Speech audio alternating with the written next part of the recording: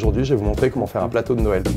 Alors, pour commencer, moi j'ai fait le choix de l'abondance. C'est vrai que c'est une belle saison pour les pâtes pressées cuites, ces fromages qui sont plutôt fermes. On pourrait aller sur un vieux comté ou un gruyère suisse, mais il y a un super beau rapport qualité-prix sur une abondance qui est fermière au lait cru, comme c'est Noël.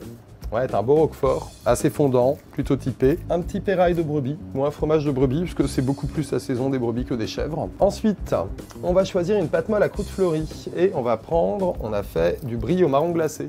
Pour pas aller sur la truffe, forcément, parce qu'en plus, cette année, il y en aura très très peu. Donc simplement du brie, du mascarpone, du marron glacé.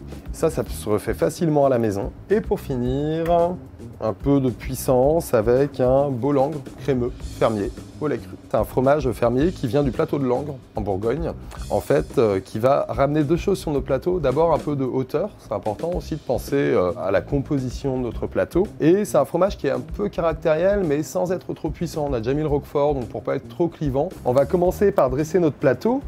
L'idée, c'est pas de tout découper, mais d'orienter un peu la coupe des fromages pour que les gens comprennent dans quel sens on va aller. Donc typiquement, sur l'abondance, on va pouvoir faire des formes un peu jolies. Et après, c'est vraiment une histoire de disposition. Et en fait, ces petits trucs, ils vont nous aider à mettre de relief sur notre fromage.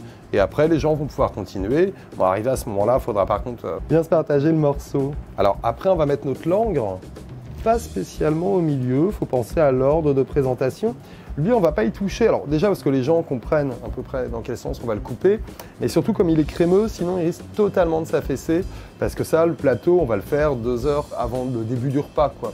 On ne faudrait pas non plus qu'on arrive et qu'on ait une flaque de crème. Il ne faut pas sortir le plateau de fromage du frigo et l'amener directement sur la table. Il faut compter au moins, à minimum, une petite demi-heure à température. Et ça va vraiment jouer des choses très différentes sur les arômes. Alors, ensuite, pour notre brie au marron glacé, l'idée, ça va être de montrer la tranche et de montrer ce qui est le plus beau dans le fromage. Parce que ce qui est beau, là, c'est la pâte. On va simplement disposer ici. On essaie aussi de garder un sens dans la composition de notre plateau. Ensuite, on va passer à notre brebis crémeux. On va le mettre ici. Comme il est à peine affiné, on peut faire une petite part pour montrer comment on va couper. Et encore une fois, faire un petit peu de contraste. Après, il me reste mon roquefort. Donc, mon morceau de roquefort, il est un peu gros. Donc, lui, je vais le retailler en différents morceaux. On va simplement le couper en 2. Alors le roquefort, ça s'effrite toujours un peu, mais bon, on va pouvoir le positionner ici. On va en repositionner ici. On va passer à la déco. Alors moi, j'aime bien la date, et en fait, ça ramène un peu de sucre. Or, les fromages, ils aiment bien les accords un peu sucrés. Et surtout, quand on les découpe, on va avoir ce petit contraste blanc. On va pouvoir se permettre de montrer l'intérieur de la date. On peut aussi en mettre sur les fromages. Ou alors on pourrait mettre des fruits frais de saison, mais la pomme, la poire marche très bien, mais elles vont très vite noircir.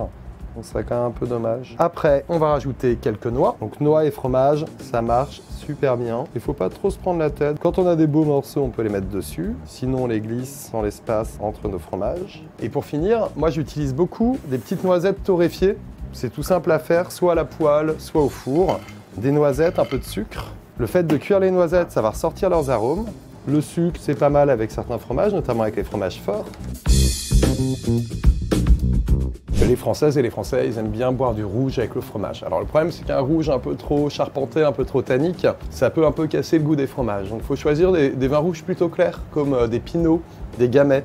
En plus, c'est des vins qui supportent un peu de fraîcheur. C'est pas mal à ce moment du repas parce qu'on commence à avoir bien mangé. Et sinon, tous les blancs marchent. Avec leur légère acidité, ça va très bien marcher avec les fromages.